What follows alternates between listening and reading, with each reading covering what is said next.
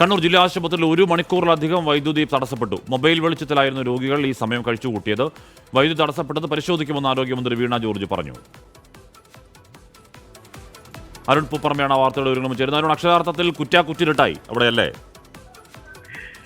കാശ്മീർ തീർച്ചയായും 1 മണിക്കൂറോളം സമയമാണ് കണ്ണൂർ ജില്ലാ ആശുപത്രിയുടെ OP ബ്ലോക്ക് ഉൾപ്പെടെ പ്രവർത്തിക്കുന്ന കെട്ടിടത്തിൽ വൈദ്യുതി മുടങ്ങിയത്. വലിയ ദുരിതം ഈ രോഗികൾ അനുഭവിക്കുന്ന ദൃശ്യങ്ങളാണ് നമ്മളിപ്പോൾ കണ്ടുകൊണ്ടിരിക്കുന്നത്. വലിയ തിരക്കുണ്ടായിരുന്നു ജില്ലാ ആശുപത്രി. നമുക്ക് രാവിലെ സമയമാണ്, OP ബ്ലോക്കാണ്, ആ രീതിയിലുള്ള തിരക്ക് ഉണ്ടായിരുന്നു.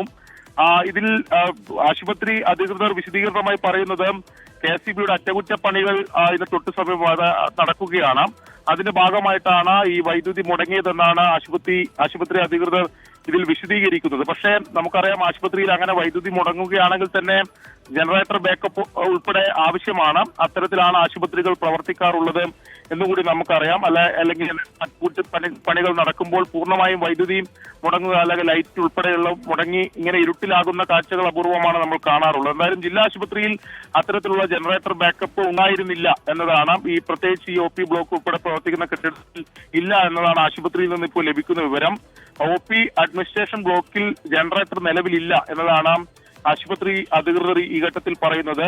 കാഷ്വാലിറ്റി ഭാഗത്തിൽ മാത്രമാണ് വൈദ്യുതി ഇത്തരത്തിൽ KSEBയുടെ എന്തെങ്കിലും അറ്റകുറ്റപ്പണികൾ നടക്കുമ്പോൾ വൈദ്യുതി പോയാൽ ജനറേറ്റർ ഉപയോഗിച്ച് പ്രവർത്തിക്കുന്നത് എന്നതാണ് ഇപ്പോൾ ആശുപത്രിയിൽ നിന്ന് വിശദീകരിക്കുന്നത്. എന്തായാലും ഗുരുതരമായിട്ടുള്ള സാഹചര്യം, ഏകദേശം 1 മണിക്കൂറോളം സമയം രോഗികൾ ദുരിതത്തിലായിരുന്നു എന്നുള്ളതാണ് ആ കാഴ്ചകൾ വ്യക്തമാക്കുന്നത്.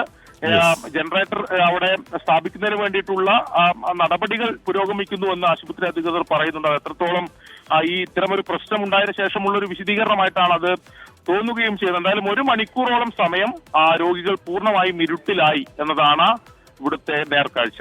പരിശോധിക്കുമെന്നാണ് ആരോഗ്യമന്ത്രി പതിവ് പോലെ പറഞ്ഞത്.